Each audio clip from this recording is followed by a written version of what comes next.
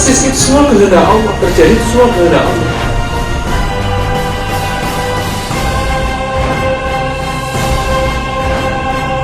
نستعينه ونستغفره ونستهديه ونعوذ بالله من شرور أنفسنا وسيئات أعمالنا اللهم صل وسلم وبارك على نبينا وحبيبنا محمد وعلى آله وأصحابه ومن تبعهم بإحسان إلى يوم الدين أما بعد.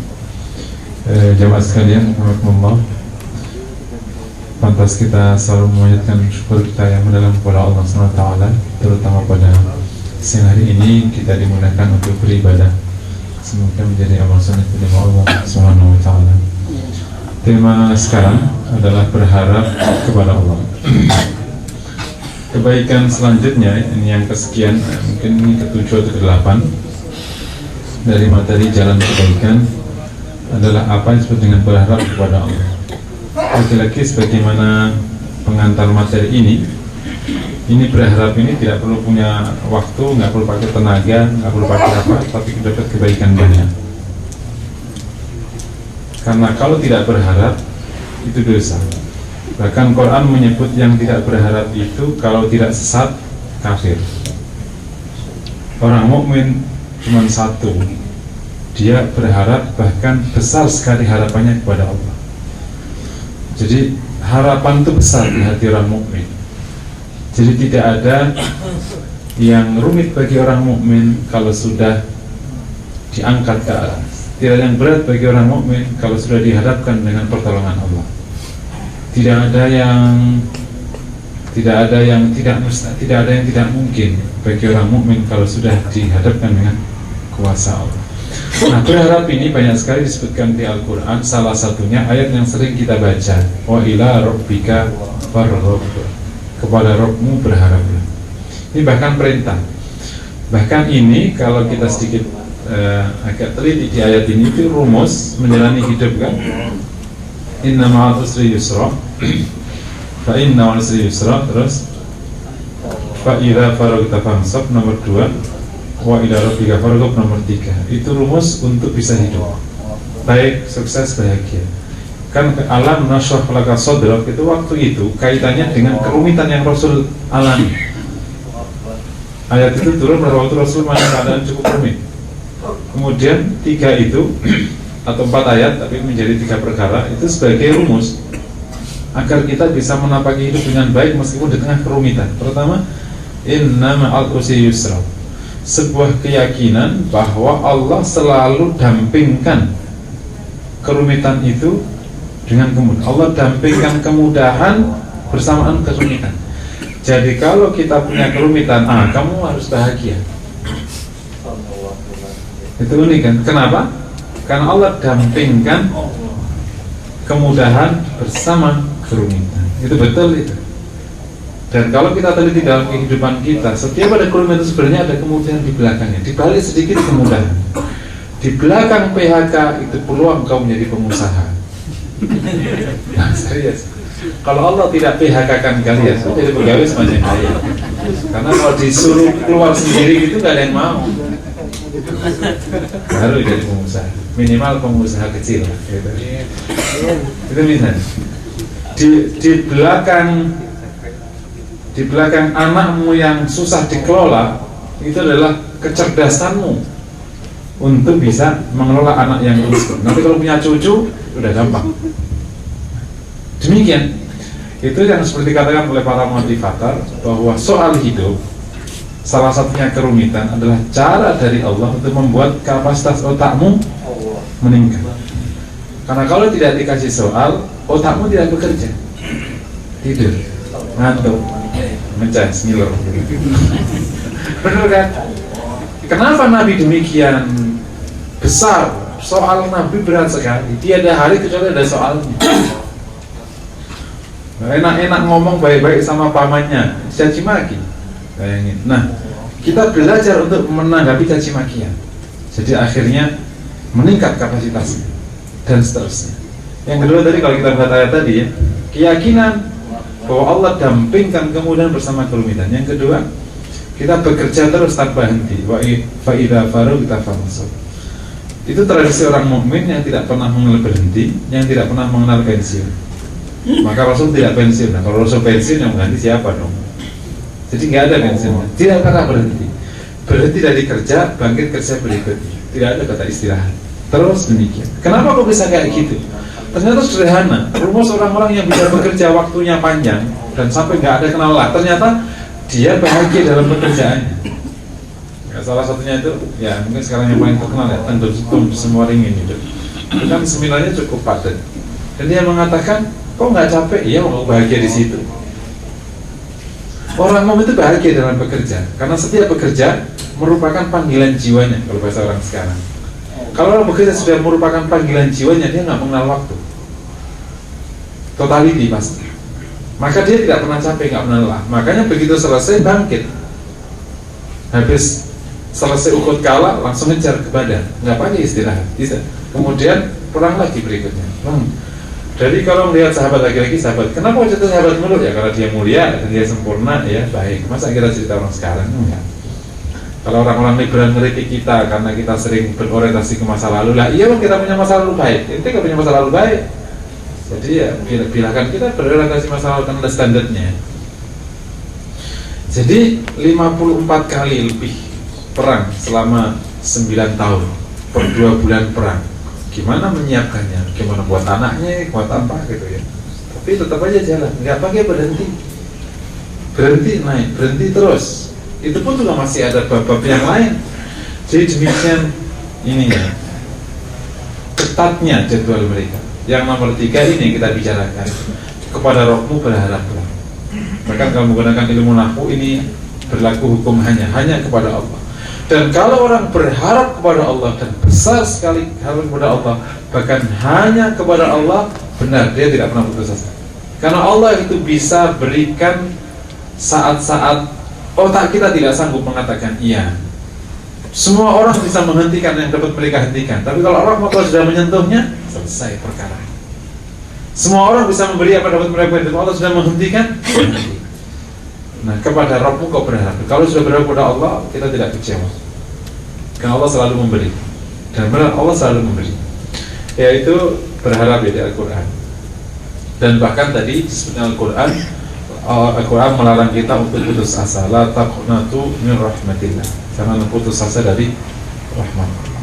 Jadi putus asa itu dosa. Jangan dianggap nggak dosa ya. Kalau kita bicara larangan berarti an-nahyu yadullu alal hurmah. Larangan menunjukkan haram. Jadi karena seringnya kita ngaji fikih, dan kalau ngaji fikih itu kan kaitannya dengan tindakan fisik ya. Fikih itu kan kaitannya dengan pertama kali pasti toharo, ujungnya pasti bab jihad. Udah, itu terakhir. Kalaupun banter ada bab da'awat, kita doa-doa, itu di belakang fikih. Jadi nggak ada larangan yang bersifat hati, nggak ada dibahas di fikih, nggak ada, dan dianggap nggak dosa. Jadi kan namanya haram, misalnya itu pasti di sana zina, tindakan semua itu, bunuh, mana putus asa, nggak disebut tindakan haram. Makanya tidak cukup banyak fikih. Karena an-nahyu al-amru yadullu alal wujub, wa nahyu yadullu alal hurmah. Kalau wa ila rabbika farghab itu wajib. Cuman fikih nggak bisa masuk karena ini nggak keukur.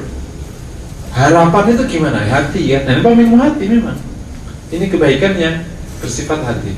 Jadi kalau putus asa hukumnya dosa, karena itu larangan. La taqnatu min rahmatillah. Bahkan Quran menyebut yang putus asa itu kalau nggak sesat kafir. Berat sebenarnya. Jadi orang umum itu besar sekali harapannya. Kita saksikan Rasul SAW. Bagaimana harapannya besar di tengah jepitan penolakan bertubi-tubi dari orang yang dekat padanya, dari keluarganya. Kisah populer ya, malaikat akhirnya turun karena sudah terusir dari Mekah. Kemudian masuk ke Taif keusir lagi, bahkan anak-anak kecil melempari batu sampai Rasul bercucuran darah kakinya. Saking sedihnya Rasul sampai tidak tahu dia itu jalan di mana. Kan dikisahkan kepada Aisyah, ya Rasulullah, apakah ada saat yang sangat sedih yang membuat kau lebih sedih daripada waktu kau ditinggal Khadijah? Ternyata ada. Itu saat kami terusir dari kaummu, kemudian sampai saya berjalan dan saya tidak pernah tahu sampai akhirnya saya ada sebuah lembah. Nah, itulah lembah di mana nanti akhirnya 2 jin turun. Dan akhirnya masuk Islam di situ. Sampai Rasul nggak tahu karena saking sedihnya.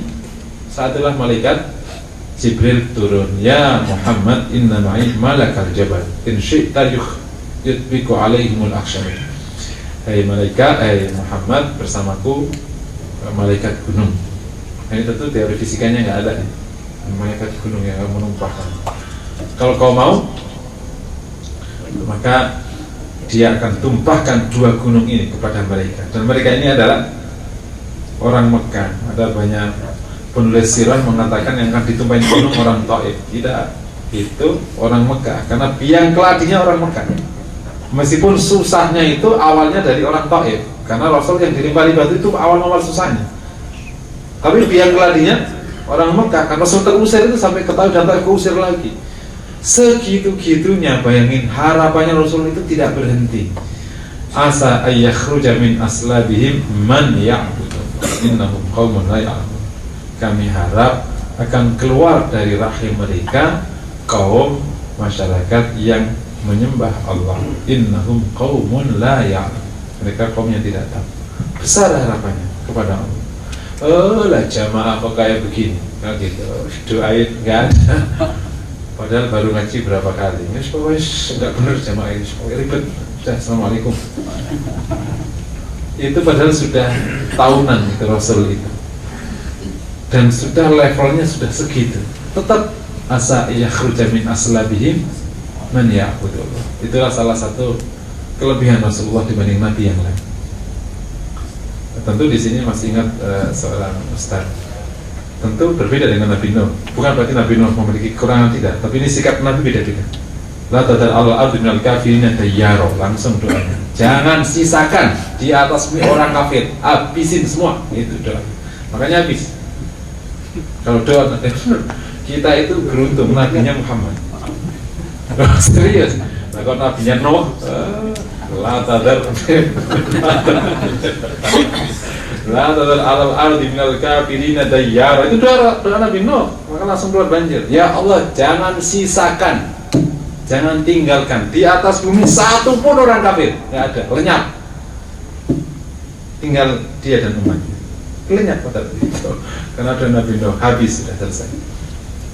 Ya, tentu ini bukan kekurangan ya, ini sikap seorang nabi, beda-beda menyikapi.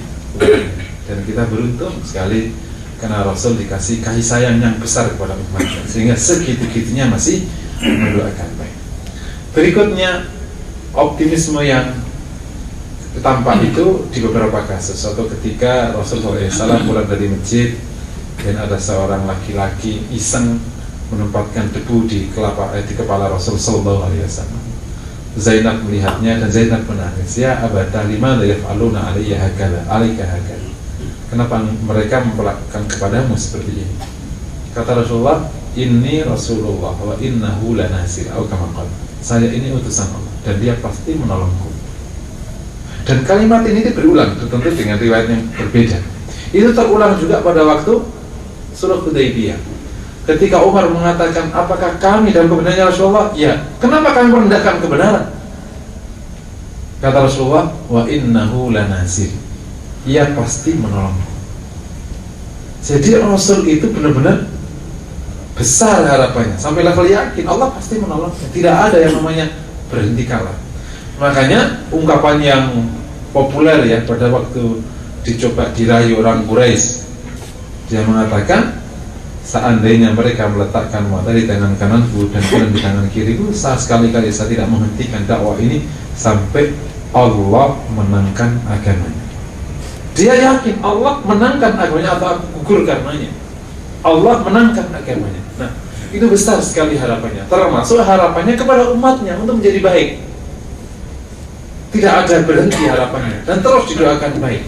Makanya hampir tidak pernah ada doa Rasul untuk umatnya yang buruk kecuali beberapa kalimat kepada salah satu kaum di Jazirah Arabia, kalau nggak salah kaum Bani ada dua buruk itu cuma pada waktu itu kepada Abu Jahal ya, kepada Abu Jahal dan yang lain pada waktu perang Badar. Selebihnya semuanya doa baik. Bahkan di Syama'il yang pernah saya sampaikan di sini, ada seorang sahabat yang ingin mendoakan buruk kaumnya. Rasul bahkan mengatakan, Allahumma hdi Dausan. Ya Allah berikan hidayah Bani Daus. Padahal kaumnya itu, sahabat yang dari Daus itu minta supaya didoakan azab dari Allah SWT. Ini ayat dan sedikit hadis tadi mengisahkan satu bab besar, berharap besar kepada Allah untuk semua hal, untuk cita-cita yang kita inginkan atau untuk kesusahan yang kita ingin hilangkan, semuanya diharapkan kepada Allah Subhanahu wa ta'ala. Nah, kalau ini besar harapan kita, maka insya Allah tidak ada yang namanya sedih, tidak ada yang namanya berhenti bekerja, tidak ada yang namanya mandek, tidak ada yang namanya banting handuk, lempar handuk, tidak ada. Kita bekerja, meraih impian kita dan menghentikan apa yang tidak kita inginkan untuk bagian di dunia dan di akhirat. Situasi ini, Bapak Ibu sekalian, ini akan memungkinkan kita memang tidak pernah berhenti. Itu yang kemudian menguatkan wa ila fa idza faragta fansab. Nah, teori ini atau doktrin ini harus terus menginspirasi kita, terlebih karena faktanya justru motivasi semangat kerja orang mukmin masih perlu ditingkatkan banyak. Dikit-dikit banting handuk, baru adalah dakwah dikit-dikit sudah berhenti, dikit-dikit sudah. Tapi tidak, ketika harapannya besar kepada Allah, maka dia tidak pernah berhenti.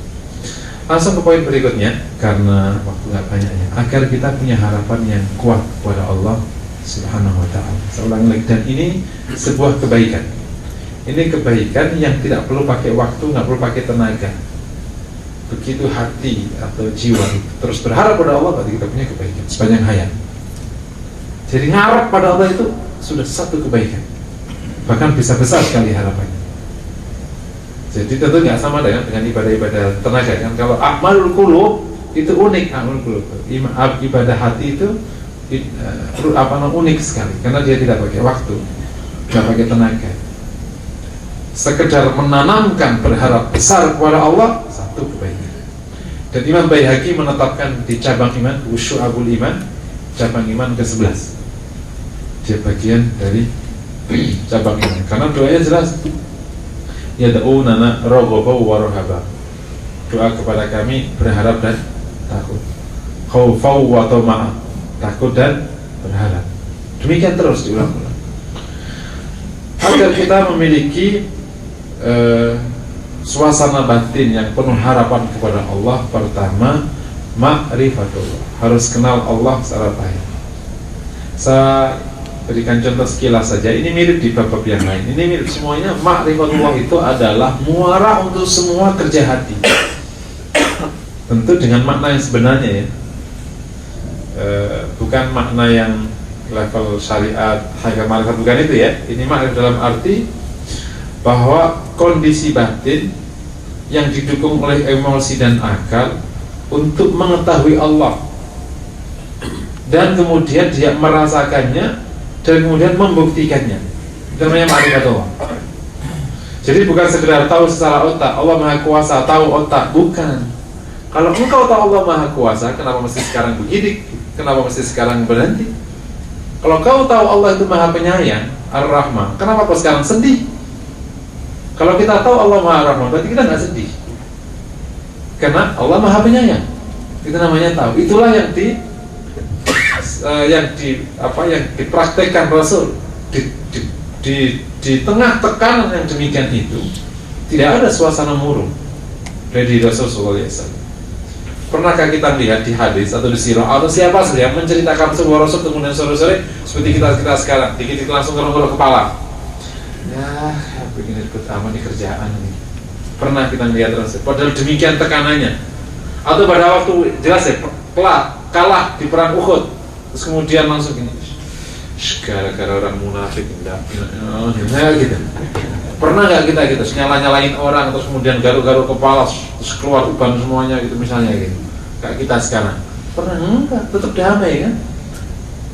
Itu karena saking kuatnya hati, karena tahu Allah. Nah, ma'rifah kepada Allah sebuah pengetahuan yang mendalam yang didukung oleh otaknya, oleh emosinya, sehingga dia merasakan suasana bahagia ketika dengar Ar-Rahman, suasana tenang ketika dia dengar Ar-Rauf, Al-Latif.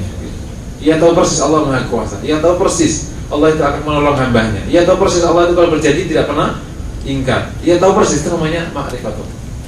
Kalau kayak gini kita akan banyak benar, dan bahkan berhenti berharap kepada orang.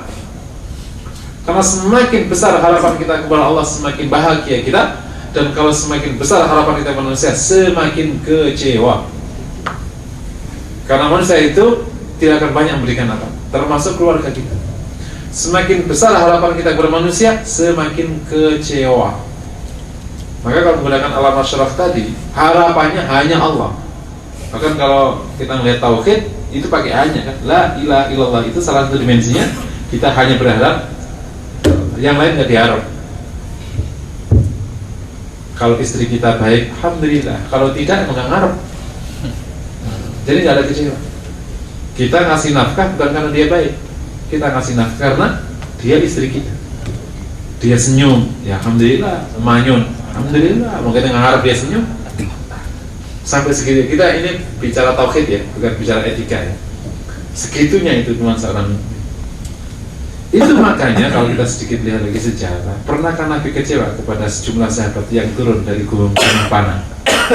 Gunung Panah dipanggilin, gara-gara lo nih ya. Jadi akhirnya sampai Rasul masuk kubangan, hampir mau mati. Pernahkah kemudian kecewa sekecewa-kecewanya, seperti kecewanya kita kepada siapa gitu? Ya enggak, memang harapannya hanya Allah. Ia tahu persis itu semua kehendak Allah, terjadi itu semua kehendak Allah. Nah, semakin besar harapan kita kepada Allah, semakin kita bahagia, karena benar Allah itu mengiyakan permintaan kita. Cuma terasa tidak diiyakan karena mungkin jarang berdoa, atau mungkin kalau berdoa tidak berdoa, tapi membaca doa. Acara terakhir pembacaan doa, iya, namanya membaca permintaan, bukan meminta, ya pasti nggak dapat. Makanya kalau bikin acara itu berdoa, bukan pembacaan doa, itu lebih acara-acara resmi itu. Acara terakhir pembacaan doa, dipimpin oleh pembacaan doa.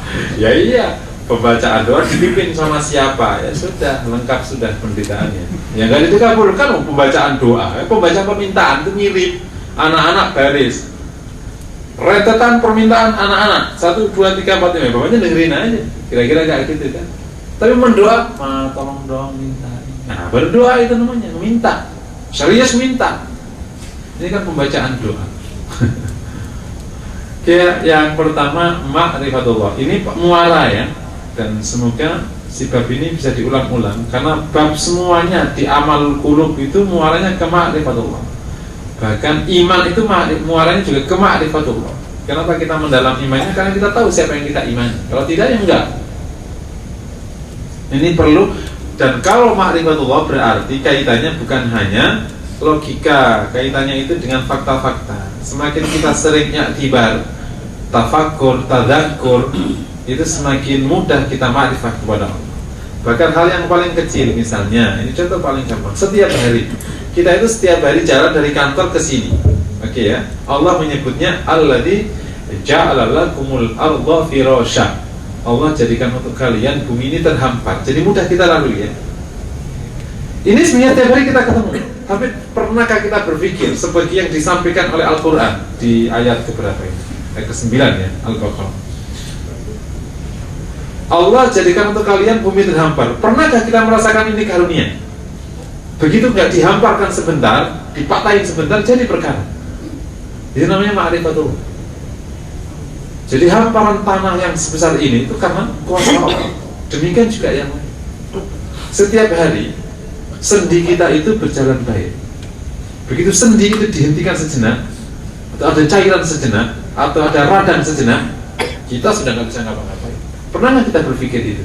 Tafakkur, tadzakur, terus i'tibar. Itu namanya proses ma'rifatullah. Kalau itu tidak berjalan, akhirnya memang kita mengenal Allah dari sudut logika, nggak mendalam di hati. Kalau nggak mendalam di hati, ya tidak, meskipun ngaji 1000 kali. Makanya ya, pas kemarin saya punya pengajian di Pemda di Depok, ada salah satu pejabat ngomong gini, Ustaz, tolong sampaikan materi, kenapa sih yang udah sering ngaji ini tapi kenapa nggak bergerak? Nah, aku masih ingat jadinya ada ayat di Al-Quran kan, Al-Jum'ah ayat 2 itu kan. Rasul kan pada waktu melakukan dakwah itu kan dengan 3 proses kan. Alladzi huwallazi ba'atha fil ummiyina rasulan min anfusihim yatlu 'alaihim ayat, membaca pada mereka ayat-ayat, membongkar paradigma, mindset, menggerojokkan ilmu, pikiran. agar menjadi seperti isi pikirannya. Kemudian wa yuzakihim, tazkiyah mereka. Dan kalau kita bicara tazkiyah mereka itu prosesnya seperti tadi, harus i'tibar, harus tafakkur, harus tadakkur, sehingga mendalam keberimanan itu. Nah, kalau dari sini mendalam, nanti berharap itu gampang. Karena orang tidak mungkin berharap dari apa yang tidak pernah ia ketahui.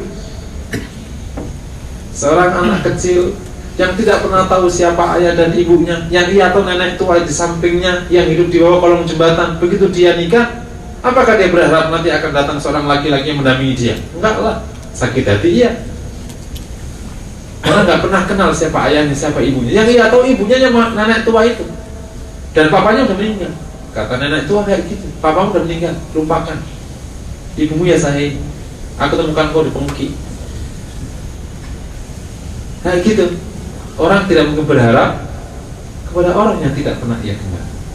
Manusiawi. Anak nggak pernah kenal ayahnya, nggak pernah berharap pada ayahnya. Jadi kalau mukmin tidak ma'rifah dengan baik kepada Allah, nggak pernah berharap kepada Allah. Maka kalau ada apa-apa, automatically kepada yang dikenal. Kalau urusan duit, ya bendahara. Bisa ya ngutang sekarang ya, ngebon. Kalau urusan istri, ya mertua. Kalau urusan apa, ya siapa yang dikenal? Padahal semestinya begitu ada perkara baik keinginan atau masalah keselamatan, Allah Ta'ala pertama kali yang keluar di situ dia ma'rifatullah. Yang kedua, ini hanya sekarang sebentar ya, setengah jam dong, ngebut jadi materi. Yang kedua itu dekat kepada Allah, al-qurbu minallah. Orang tidak mungkin berharap dari yang jauh, pasti dari yang dekat. Kalau dekat, ya otomatis ngarepnya Allah. Karena dekat pada Allah, bahkan dia merasakan kuasanya, merasakan kasih sayangnya, ya otomatis. Dan senang sekali ya. Yang contoh yang paling gampang ya orang-orang mulia itu ya, para anbiya, para aulia. Ya kalau ada apa-apa sih nggak kemana-mana, yang soalnya ngangkat ke atas. Nggak ngomong ke istrinya, nggak ngomong ke suaminya, nggak ngomong, karena pokoknya kalau ada apa langsung ke atas. Udah enakan ngadu ke Allah daripada ke inti. Ya jelas lah, Allah nggak pernah bisa dibanding dengan siapapun. Ngadu kepada Allah nggak pernah dicaci maki. Kita ngomong apa saja Allah itu Maha Rahman. Jadi makanya jaza, ini jaza ya. Kalau jaza itu kan mengeluh. Mengeluh itu kalau disampaikan ke orang lain. Kalau disampaikan kepada Allah jadinya doa. Boleh nggak? Boleh. Unik. Kalau kita mengeluh kepada Allah itu boleh. Salah satu doanya, contohnya adalah, tentu ini ada batasannya ya. Mengeluhnya ada batasannya. Tidak semua hal boleh dikeluhkan. Salah satu adalah doa Rasulullah SAW ketika Allah ini ashku Allah faquwati wa qillati hilani wa hawani 'alan nas illam yakun bika 'alayya ghadab fala ubali walakin afiyatuka khair minni wa maghfiratuka wa rahmatuka awsa'u minni atau kama qala Rasul.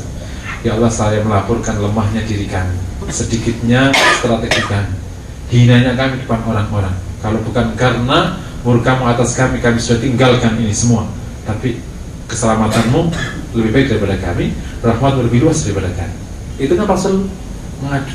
Boleh nggak? Boleh, sunnah. Jadi kalau dekat ngadunya kepada Allah, kalau dekat ngadunya kepada Allah. Dan yang menarik, kalau kita memang berdoa kepada Allah dan mengadu kepada Allah, Allah akan selesaikan. Persis janjinya. Kalau kita serius berdoa, Allah akan kasih. Serius berdoa, Allah akan kasih. Pokoknya berdoa aja. Dan serius berdoa, serius minta kepada Allah, yakin Allah akan kasih. Itu nomor 2 ya, yakni dekat kepada Allah. Nah, pendekatan pasti urusannya dengan banyak hal, ibadah-ibadah biasa, mulai sholat, zikir, macam-macam, sampai ibadah yang biasanya menjadi langganan orang-orang dekat, yakni apa? Ada 2, ibadah yang menjadi langganan orang-orang dekat kepada Allah. Dan ini jangan diabaikan. Yang tahu, pertama qiyamul lail, yang kedua zikir. Itu ibadah langganan orang-orang dekat. Hampir semua aulia itu langganannya zikir. Karena memang fadilahnya besar. Ibnu Hajar menyebutnya sebagai amal yang paling utama, bahkan di atas jihad. Karena apa? Karena jihad itu ditegakkan untuk iqamatul zikir, zikir kepada Allah. Nah, puncak zikir sholat. Sholat yang paling utama setelah fardu qiyamul lail. Jadi langganan para aulia pasti qiyamul lail sama itu langganannya. Pasti nggak akan sedikit itu perkara ini. Karena man dzakarani dzakartu. Allah mengatakan hadis qudsi. Jadi yang nomor 2 al-qurbu ilallah. Dan kalau mendekat kepada Allah itu jalannya dengan faraid, ini faraid semua, dan dengan nawafil, sunnah-sunnah, sampai nanti orang itu dekat pada Allah dan akhirnya ditaufiki oleh Allah ya di hadis qudsi. Kemudian yang nomor 3 agar kita bisa memiliki suasana hati adalah kita harus sering melihat kondisi hidup kita untuk kemudian bisa mengambil hikmah. Ternyata kalau berharap kepada Allah itu sering dikabulkan. Coba diurut deh, sering-sering aja. Dan kalau berharap sama orang itu sering kecil, dirunut aja sering. Berapa kali kita berharap, berdoa, Allah kabulkan. Kita nggak ngapa-ngapain, Allah kasih. Kira-kira gitu. Sehingga mulai timbul harapan itu. Harapan mulai timbul. Dan benar, ya ini cerita semua orang. Kalau dia serius berdoa, Allah kasih. Semua kita punya pengalaman spiritual. Cuma pengalaman itu jarang terjadi karena spiritual kita naik turun. Kalau spiritualnya kuat, seperti kondisi waktu itu, betul doanya dikabulkan terus. Kepepet, pet, istri di rumah sakit mau melahirkan sesar, gesek apa aja digesek nggak keluar duit. Saya gitu, apa aja digesek nggak ada duitnya. Mau ngutang nggak bisa ngutang, mau nelpon udah banyak, gimana? Atunya, doa. Ya Allah udah nggak tahu gimana ini caranya, gitu kan? Bahkan sudah ya Allah udah nggak keluar kalimat, itu hambamu tergeletak di situ. Sudah. Itu kan saya hanya suaminya ya Allah, Engkau penciptanya. Nah itu kan, itu doa yang sudah tidak lagi bisa dibahasakan. Saya itu hanya suaminya, ini hambamu, ini hamba tergeletak sih. Ya Allah, gitu. Gimana apa ini? Insya Allah, Allah akan kasih solusi. Ribuan cara dari Allah. Semua kita pasti punya pengalaman rohani. Cuma kapan itu nggak terulang? Karena kondisinya tadi nggak memenuhi